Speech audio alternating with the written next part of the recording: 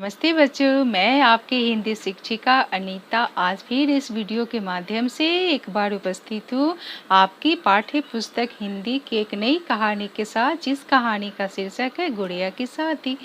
पिछले वीडियो में मैंने इस पाठ से संबंधित कठिन शब्दार्थ भेजे थे। इस बार मैं इस पाठ की कहानी के साथ प्रस्तुत हूँ। इस चित्र कथा में गुड्डे गुड़िया की शादी का वर्णन किया गया है। इसके माध्यम से लेखक ने बचपन के आनंद का एहसास कराने के साथ सहयोग भावना के विकास के लिए भी प्रेरित किया गया है। बचपन में हम लोग बहुत सारे खेल खेलते हैं। उस खेल में एक खेल है गुड़िया की शादी रचाना, और बचपन का आनंद अद्भुत होता है। यह हमेशा यादगार बना रहता है। इस खेल से मित्रता, आपसी प्रेम और सहयोग की भावना भी विकसित होती है।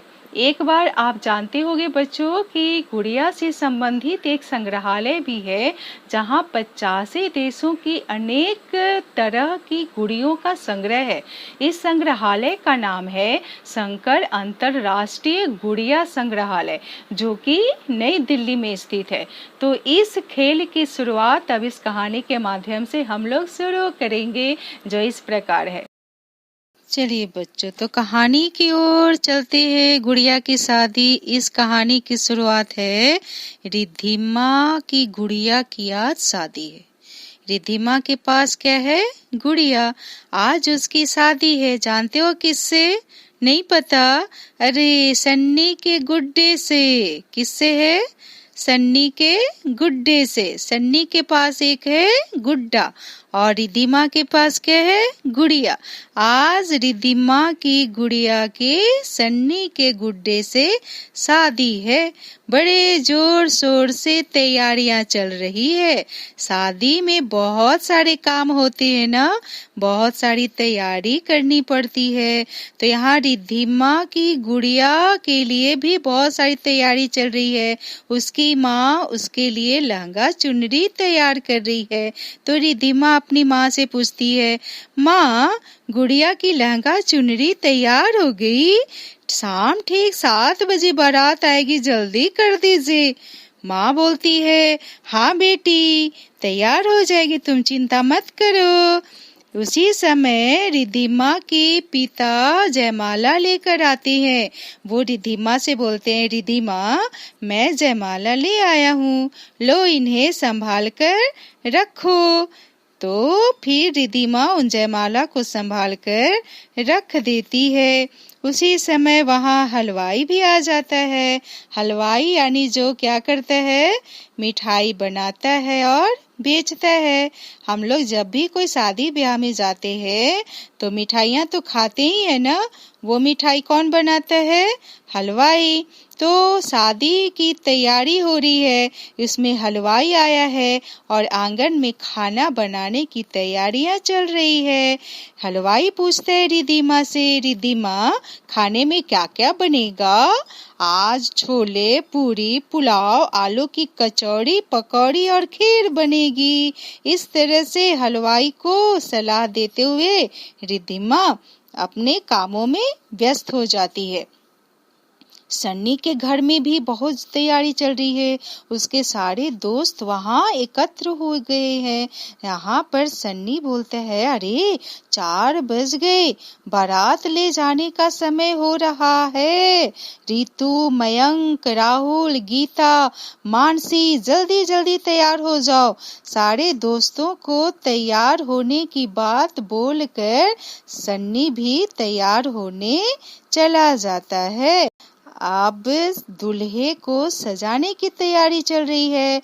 दूल्हे क्या क्या पहनता है? दूल्हा शेरवानी पहनता है, सिर पर सेहरा बांधता है। तो यहाँ सन्नी बोलता है, माँ आप दूल्हे को नई शेरवानी पहना दीजिए। फिर दादी माँ दूल्हे को सेहरा पहना दीजिए।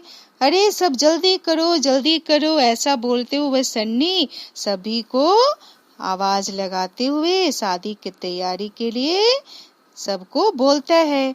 उधर से सन्नी के पिताजी आते हैं। सन्नी के पिताजी बोलते हैं, सन्नी सब कुछ ठीक से हो रहा है, तुम चिंता मत करो, हम समय से पहुंच जाएंगे। यानी बारात जो है वह कहाँ जाएगी? रिद्धिमा के घर। क्यों जाएगी? क्योंकि आज रिद्धिमा के गुड़िया की शादी है और बारात लेकर कौन जाएगा? सन्नी जाएगा अपने गुड्डे को लेकर। तो वो सन्नी कहता है कि जी पिताजी, मैं भी तैयार हो जाता हूँ, और सभी बारात में जाने के लिए तैयार हो जाते हैं।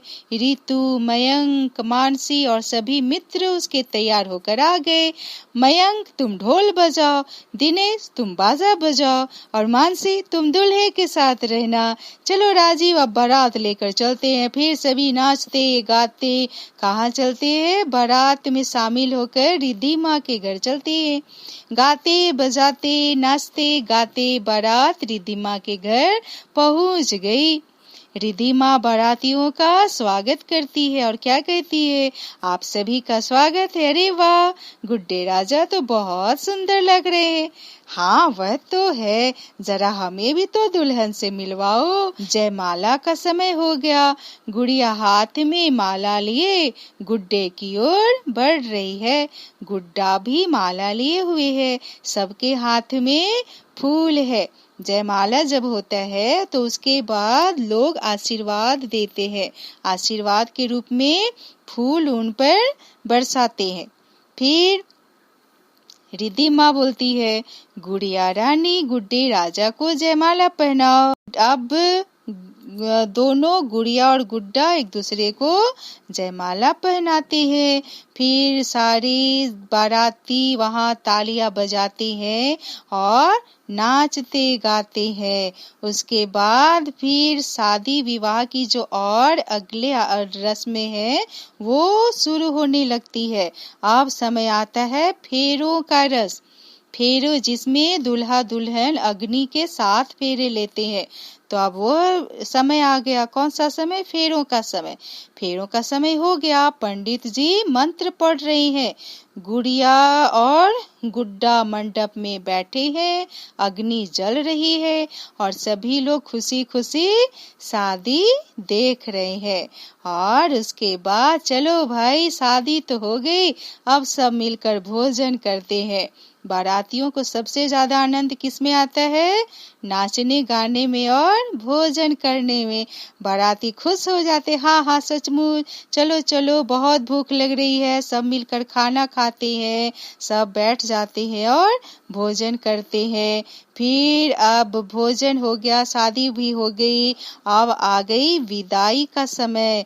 गुड़िया विदा हो रही है। गुड़िया गुड्डे की शादी अच्छी तरह हो गई। आज सबको खूब आनंद आया। तो ये शादी, गुड़िया और गुड्डे की शादी कहाँ जाकर खत्म हुई? जब गुड़िया की विदाई हुई। विदाई के साथ ही सभी बाराती वापस चले जाते हैं और फिर अंत में रिद्धिमा घर में अकेली हो जाती है, क्योंकि उसकी गुड़िया को कौन लेकर चला गया? सन्नी अपने गुड्डे के साथ।